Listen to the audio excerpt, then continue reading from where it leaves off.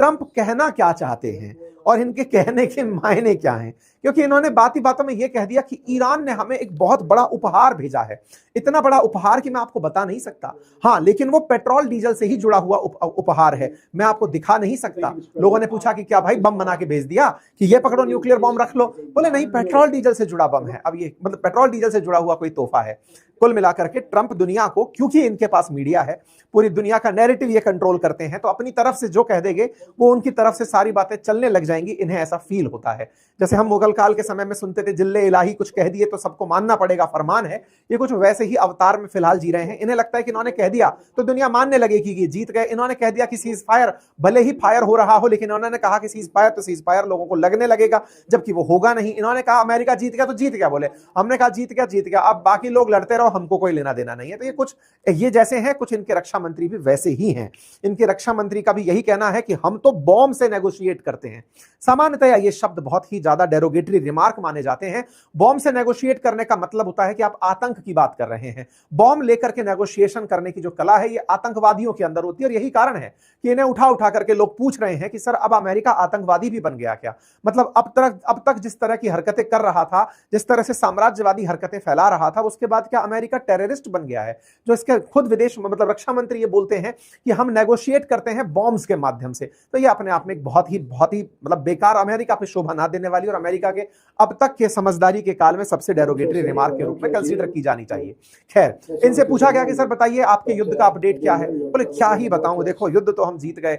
Iran वाले आए थे, बहुत बड़ा गिफ्ट लेकर आए थे। इतना बड़ा गिफ्ट था मैं नहीं बता सकता भाई साहब, मेरे को वो गिफ्ट की बात करके चले गए हैं। खैर, इनकी बातें जो भी हैं, कुल मिलाकर के ट्रंप ने अब समझौता शब्द मार्केट में फेंक दिया है, इसके साथ साथ युद्ध जीतना फेंक दिया है। दोनों का मतलब यह है कि 5 दिन तक अगर अमेरिका एक भी गोला खुद की तरफ से ना चलाए, भले इजराइल चलाता रहे, ईरान चलाता रहे, अमेरिका अपने आप को ऐसा कह करके किनारा करता दिख रहा है। क्या यह किनारा परमानेंट है?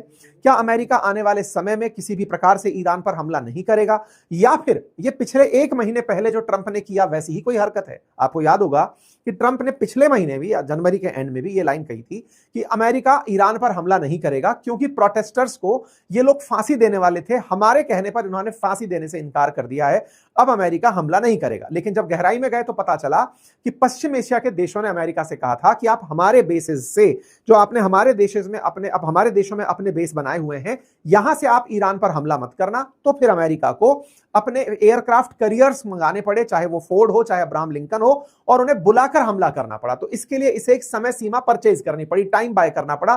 तब तक लोगों को कहना पड़ा कि देखो हम तो युद्ध कर ही नहीं रहे, हम तो मार ही नहीं रहे। अब फिर से ट्रंप वैसा ही कर रहे हैं।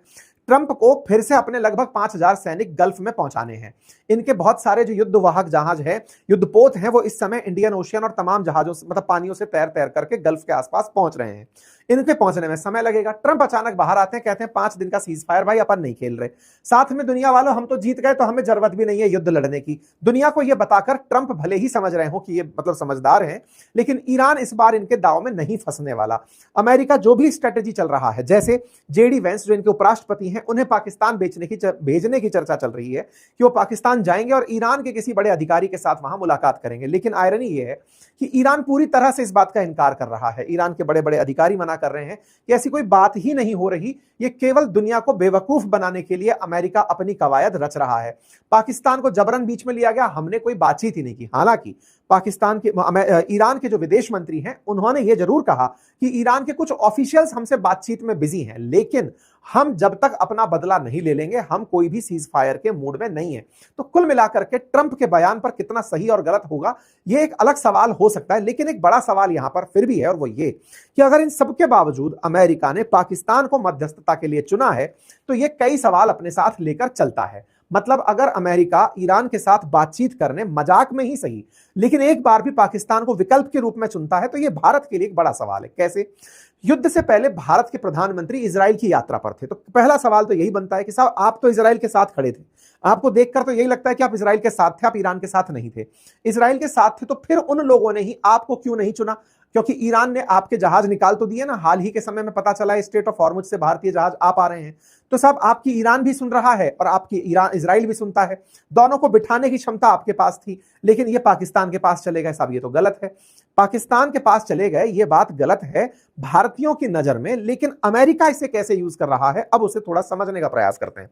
निश्चित ही ये बात भारत के लिए गलत कही जानी चाहिए, क्योंकि इसमें एक बार के लिए अगर आप लेवल प्लेइंग बात करो तो भारत से ज्यादा ट्रस्टवर्दी पाकिस्तान को माना अमेरिका ने, यह संदेश जाता है। जबकि कल ही भारत के प्रधानमंत्री ने ट्रंप से बातचीत की है, ट्रंप ने बात की थी प्रधानमंत्री मोदी से, यह बात निकल करके आई थी। खैर, इन सबके बीच में चर्चा है कि ईरान को अमेरिका ने 15 पॉइंट का सीज फायर प्लान भेजा है, जिसमें उन्होंने अपनी तरफ से लिखा है कि तुम्हें न्यूक्लियर कैपेबिलिटीज खत्म करनी होंगी, मिसाइल खत्म करनी होगी, प्रॉक्सीज बंद करने होंगे, जो पहले से कहते आ रहे हैं। तो चलिए अब पाकिस्तान की बात को थोड़ा सा समझते हैं। देखिए क्या हुआ, 24 तारीख के दिन पाकिस्तान के प्रधानमंत्री ने अपनी तरफ से ट्वीट किया और कहा कि पाकिस्तान वेलकम करता है और सपोर्ट करता है डायलॉग्स को, बातचीत को, जो कि वॉर की स्थिति बनी हुई है मिडिल ईस्ट के अंदर, और उस स्थिति के लिए अमेरिका और ईरान के बीच में हम बातचीत कराने का स्थान बनकर खुश हैं। इस तरह का कुछ इन्होंने अपनी तरफ से संदेश ट्वीट पर लिखा, जिसे डोनाल्ड ट्रंप ने रीट्वीट कर दिया। यानी डोनाल्ड ट्रंप ने अपने ट्रुथ सोशल से इसकी स्क्रीनशॉट को पोस्ट कर दिया। यानी कि इन्होंने जो कहा वो उस बात को मान गए ट्रंप, ऐसा लगा। अर्थात पाकिस्तान का यह कहना कि वो यूएस और ईरान के बीच में बात कराने की स्थिति में है, वो होस्ट करना चाहता है दोनों की बातचीत को, इसे एक वो मिल गया, अथॉरिटी मिल गई कि ट्रंप ने वाकई में कहा होगा, पाकिस्तान फर्जी में यह बात नहीं कह रहा। इसका मतलब यह हुआ कि पाकिस्तान को ईरान और इजराइल के बीच में एक मध्यस्थ के रूप में अमेरिका ने चुन लिया है। अब यह खेल कैसे बड़ा है, आइए इसको समझते हैं। देखिए साथियों, आप सब जानते हैं कि पाकिस्तान की इंटरनल पॉलिटिक्स पूरी तरह से प्रो पैलेस्टाइन है। पाकिस्तान के अंदर रहने वाले लोग पूरी तरह फिलिस्तीन के साथ, गाजा पट्टी के साथ हैं। लेकिन ऐसा करके जब आप मध्यस्थता करते हो, मध्यस्थता कब होती है? जब आप दोनों के मित्र हो, तब जाकर आप मध्यस्थता करते हैं। एक एक पॉइंट को गहराई से समझेंगे कि यह कितना बड़ा दांव खेला गया है। पाकिस्तान को मध्यस्थ की भूमिका में लाकर अमेरिका ने पाकिस्तान के साथ बहुत बड़ा छलावा कर दिया, पाकिस्तान की जनता के साथ बहुत बड़ा छलावा कर दिया, और पाकिस्तान भविष्य में अपने देश में कितना ज्यादा मतलब प्रताड़ित होगा वहां की राजनीति, अब आप उसकी कैलकुलेशन करिए। मतलब समझिए, जब कतर मध्यस्थ बनकर अमेरिका और तालिबान के बीच में आया था, तब कहा यह गया था कि भाई अमेरिका भी कतर के साथ बहुत अच्छे संबंध रखता है और तालिबान भी बहुत अच्छे संबंध रखता है, यही कहा गया था। अब मुझे एक बात बताइए कि अगर पाकिस्तान कह रहा है कि मैं ईरान और इजराइल की लड़ाई रुकवा रहा हूं, तो इजराइल को मान्यता देता है कि नहीं पाकिस्तान? भाई साहब, पाकिस्तान के पासपोर्ट पर लिखा है कि दुनिया में सब जगह चल जाएगा इजराइल छोड़ के, हम इजराइल को कंट्री नहीं मानते। जो देश आउटराइटली इजराइल को इतना इग्नोर करता हो, वो पाकिस्तान बोर्ड ऑफ पीस में इजराइल के साथ बैठकर गाजा के पुनर्विकास के लिए मीटिंग करता है। मतलब पाकिस्तानियों के साथ जो छलावा हुआ, उसके चंद मुट्ठी भर रिश्वतखोर राजनेताओं को अमेरिका ने जो पपेट बनाया, उससे पाकिस्तानियों का पूरा आत्मसम्मान, हालांकि वो पहले ही लुटा पड़ा था, लेकिन उसका सौदा कर डाला। समझिए, पाकिस्तानियों से उनका वो गुरूर छीन लिया कि हम फिलिस्तीनियों के साथ खड़े हैं, ये इजराइल के साथ खड़ा कर दिया गया। असल में लड़ाई किसकी थी? ईरान और इजराइल की पूरी दुनिया जानती है। अमेरिका तो इजरायलियों द्वारा खींच कर लाया गया था। मध्यस्थता कराने के लिए ईरान और इजराइल के बीच में कौन आ रहा है? पाकिस्तान आ रहा है। इसका मतलब क्या है कि आओ बेटा, तुम पाकिस्तानियों इजराइल को मान्यता दो। ये ट्रंप की बहुत पहली साजिश थी। वो अब्राहम अकॉर्ड के अंदर धीरे धीरे पश्चिम एशिया में से सऊदी वऊदी सबको लेकर जाएंगे, फाइनली पाकिस्तान को भी लेकर जाएंगे कि इजराइल को मान्यता दो। नंबर एक बात, इससे क्या हुआ? पाकिस्तान का खरा नुकसान। अब अमेरिका की कहानी समझो। देखो, इस पूरी कहानी में ईरान ने अगर किसी देश पर हमला नहीं किया तो वो कौन सा देश था? वो देश था पाकिस्तान। ईरान ने सब देशों के ऊपर गोले फेंके, लेकिन जिस पर नहीं फेंका वो पाकिस्तान था। इससे क्या हुआ? दुनिया में एक मैसेज गया कि पाकिस्तान के पास न्यूक्लियर वेपन है, इसलिए ईरान ने उस पर हमला नहीं किया, और इसी कारण इजराइल ने आज तक पाकिस्तान पर हमला नहीं किया। इससे पाकिस्तान की अपने ही मुल्कों में, ओआईसी कंट्रीज में सबसे ऊपर इज्जत बनकर आई कि ओ, मेरे पास तो न्यूक्लियर बम है। बिल्कुल किम जोंग उन वाली फीलिंग जो नॉर्थ कोरिया फील लेता है कि मेरे ऊपर न्यूक्लियर बम है, इसलिए अमेरिका आज तक मुझ पर गोला नहीं चलाया। यह कल पाकिस्तानियों को दिला दी गई कि समझो तुम्हारे पास न्यूक्लियर बम है। अच्छा, इसको खुश मना करके एक बार के लिए रख लेते हैं। लेकिन खेला क्या हो रहा था वो समझिएगा। पहला खेला तो हुआ इजराइल को मान्यता दिलाने वाला, पाकिस्तान की इंटरनल पॉलिटिक्स में इन दोनों का पत्ता कटवाने वाला। दूसरा खेला क्या हुआ? आपको याद होगा कि जब कतर पर इजराइल ने गोला फेंका था, याद है ना? हमास के आतंकियों को मारने के लिए इजराइल ने कतर के अंदर गोला चला दिया था, जिस पर कतर नाराज हुआ था, अपने साथ में इन सारे मिडिल ईस्ट के कंट्रीज को और जीसीसी कंट्रीज को लेकर अमेरिका के पास गया था। फिर नेतन्याहू सॉरी बोला था कतर से, याद आ गया? अच्छा, उसमें पाकिस्तान भी गया था। अब पकड़ना इस बात को, उस समय पर इन्होंने एक चीज सुधार के रूप में देखी, और वो क्या थी कि सऊदी अरब इस बात से डर गया था कि यार कल को इजराइल हम पर गोला चला दिया तो क्या करेंगे। तो सऊदी अरब ने उसी समय पर पाकिस्तान के साथ में सेफ्टी पैक किया था, और वो क्या था कि भाई सुनो, भविष्य में हम पर हमला ना हो जाए, आओ हम मिलकर साथ रहेंगे। दोनों ने एक सुरक्षा गठबंधन कर लिया था। ये सुरक्षा गठबंधन जो था, ये अमेरिका के मुंह पर करारा तमाचा था। पूछो क्यों? क्योंकि अब तक सऊदी हमेशा अमेरिका से सुरक्षा मांगता था कि सर हम पर कोई हमला ना कर दे, आप हमें गारंटी दो। लेकिन इस बार इन्होंने पाकिस्तान के साथ गारंटीड समझौता कर लिया। असल में ये पाकिस्तान से नहीं था, ये चाइना से था, क्योंकि पाकिस्तान का तो पूरा डिफेंस ही अब चाइनीज होने को है। ऐसे में अब पाकिस्तान में चाइना है और चाइना वाया पाकिस्तान सऊदी में है। अगर यह काम हो गया तो ट्रंप की पूरी मेहनत पर पानी फिर जाएगा। समझे आप कैसे? ट्रंप ने ये जो पूरा पिटवाया है इन देशों को, पश्चिम एशिया के देशों को, ईरान से, कि जाओ और इस पर गोला मारो, असल मायने में ये सारे के सारे देश 2 दिन बाद अमेरिका से वेपन खरीदेंगे। आप मतलब डाउन द लाइन मेरी बातें बहुत ज्यादा अगर चर्चा में आ गई तो 6 महीने बाद खरीदेंगे, क्योंकि फिर समझ जाएंगे कि अरे हमको तो डिकोड कर लिया किसी ने। 6 महीने बाद खरीदेंगे। तो कुल मिलाकर होगा ये कि ये लोग जब वेपन खरीदने भागेंगे तो वेपन खरीदने पहुंचते ही, अब देखना पॉइंट को पकड़ना, वेपन खरीदने में एक ऑप्शन बन सकता था वाया पाकिस्तान, कौन? चाइना। अमेरिका ने क्या दाव चल दिया? पाकिस्तान पर कह दिया, ओहो तुम तो मेरे अपने हो, नॉटी बॉय, चलो अब आओ मध्यस्थता कराओ।